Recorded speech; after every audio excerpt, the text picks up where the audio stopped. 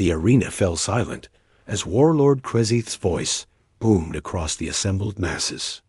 His 6 eyes gleamed with cold calculation as he surveyed the human slaves below, their bodies scarred from years of brutal servitude under the Krithian Empire. "One of you will be chosen," the warlord announced, his mandibles clicking with anticipation. "The strongest among you will take responsibility for my daughter Eva. She is ... damaged, worthless to my kind. But perhaps one of you primitive creatures can find use for her." The human slaves exchanged uncertain glances. They had heard whispers about Eva, the warlord's daughter, who had been caught in a catastrophic shuttle accident 3 cycles ago. The explosion had left her paralyzed from the waist down. A death sentence in Krithian culture where physical prowess determined one's worth. Among the crowd stood Parker, a former combat engineer from Earth's colonial marines. Unlike the others who had been captured during raids, Parker had been taken when his research vessel was ambushed 5 years prior. He was lean, scarred, but his eyes held something the others had lost: intelligence that burned behind calculated calm. The trials began immediately. Krithian guards forced the humans into combat trials, tests of strength and endurance designed to break even the hardiest warriors. One by one, humans fell or were dragged away. The largest among them, a man named Goreth, who had survived by becoming more beast than man, seemed the obvious choice. He crushed opponents with raw brutality, roaring with each victory. Parker moved differently. He didn't seek to dominate through strength alone.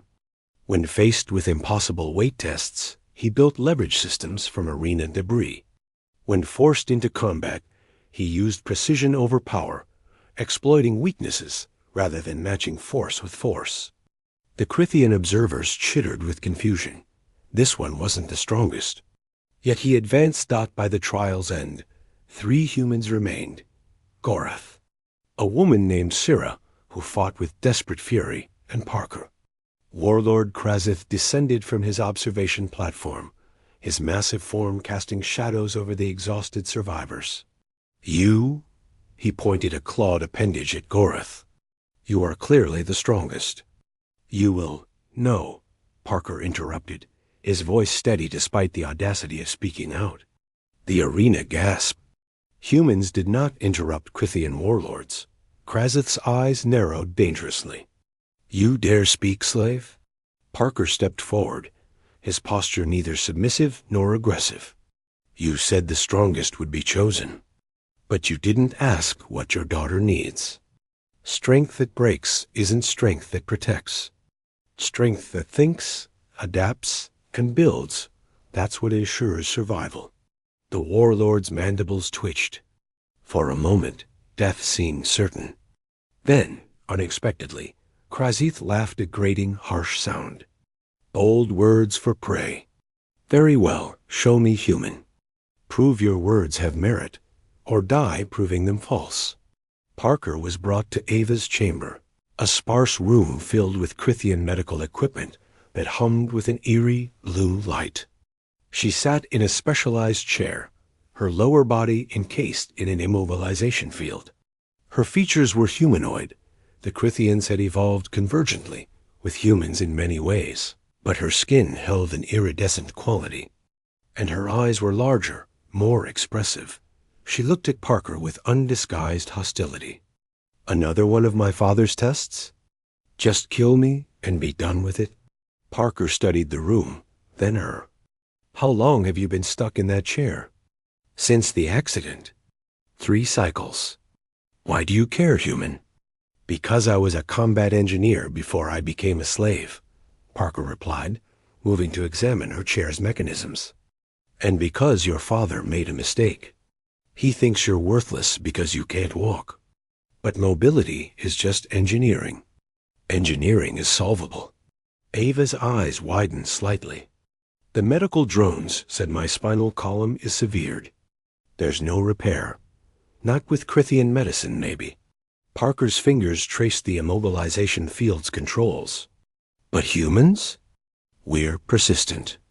We've been fixing impossible problems since we figured out tools could extend our reach. You know what the greatest human trait is? We refuse to accept limitations. Over the following weeks, Parker worked with an intensity that surprised even the Crithian guards. He demanded access to the ship's engineering bay, claiming he needed materials to care for. Eva. Krazith, amused by the human's audacity, allowed it. Parker built. He scavenged, modified, and invented. Using his knowledge of human exoskeleton technology, combined with salvaged Crithian servo systems, he constructed something unprecedented. Not a chair, not a cage, but a framework that would let Eva move again. Eva watched skeptically at first, her hope long since crushed by her father's culture of dismissal. But as the contraption took shape, something changed in her eyes. Parker spoke to her not as a slave to master, nor as a caretaker to burden. He spoke to her as an engineer to a collaborator, explaining each mechanism, asking about Crithian physiology, adapting his designs based on her input. "Why are you doing this?" she asked one night, as Parker calibrated the neural interface. "You're a slave.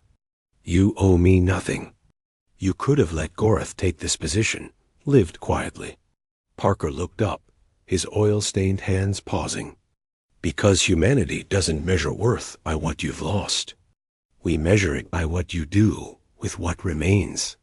You're not broken, Eva. Your situation is just a problem that hasn't been solved yet."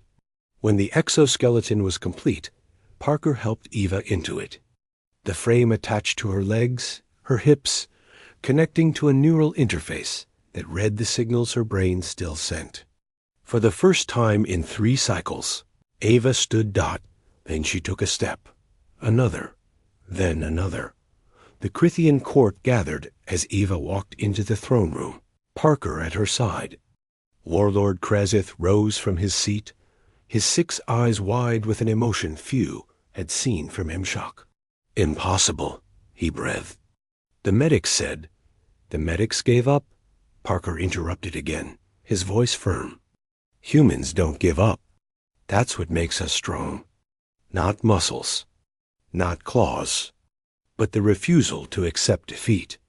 You asked for the strongest human to care for your daughter. You got him.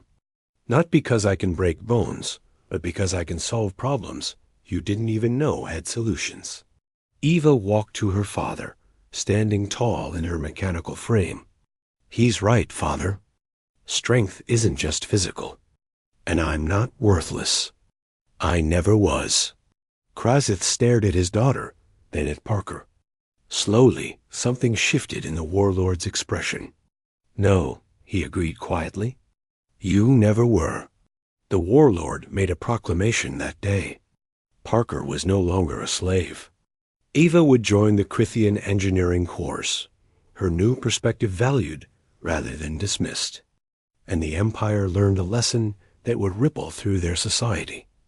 Humanity's true strength wasn't in their bodies, but in their unbreakable determination to find solutions where others saw only impossible problems. Parker had proven it in the way only humans could, with ingenuity, persistence, and the fundamental belief that no challenge was insurmountable. That was the human way. That was why humanity would always rise, no matter who tried to keep them down. Humanity? Fuck yeah.